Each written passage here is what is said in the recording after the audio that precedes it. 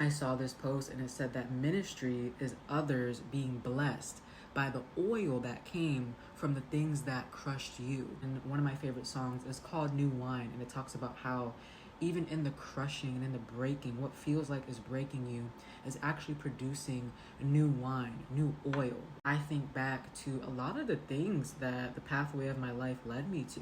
And I share my testimony oftentimes, and people sometimes take pity, they start to feel really bad. And I'm like, honestly, without the suffering, I could not have ever seen the glory of God the way that I do. So now I get to tell my story not in a victim mind state, but in a victory mindset, you know? And it's very exciting to me because, again, like what God did before, he could do it again. What God did for me, he could do for you. I always say to people, share your testimony, because what God pulled you out of very much can be the blueprint for whoever's going through that same thing right now to get out and receive glory from their suffering. You know, when you do ministry, and however you serve and you serve God's people, you show up for God, a lot of what you have to offer is not for you. You know, like God will use you to answer other people's prayers, to bless other people. It has me thinking of a fruit tree, an apple tree. Like an apple tree produces apples, but it doesn't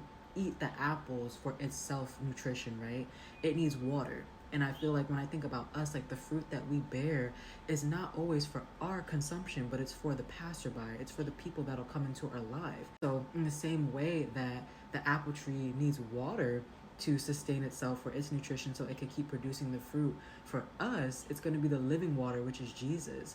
And so it's not to say that you're going to be deprived by, you know, other people being blessed by the oil that crushed you, other people benefiting from the fruit that you have to offer. This is a big part of being used by the Lord. And there's a scripture in Proverbs that I love, and it says that, you know, when you bless others, in turn you actually do bless yourself. Never does it ever feel like it's taking away from me, because I always say I am not a gatekeeper to information. I am not a gatekeeper to God's wisdom, because the point is to draw the people in. It's not about who has the greater testimony. It's not about who suffered more and who went through more.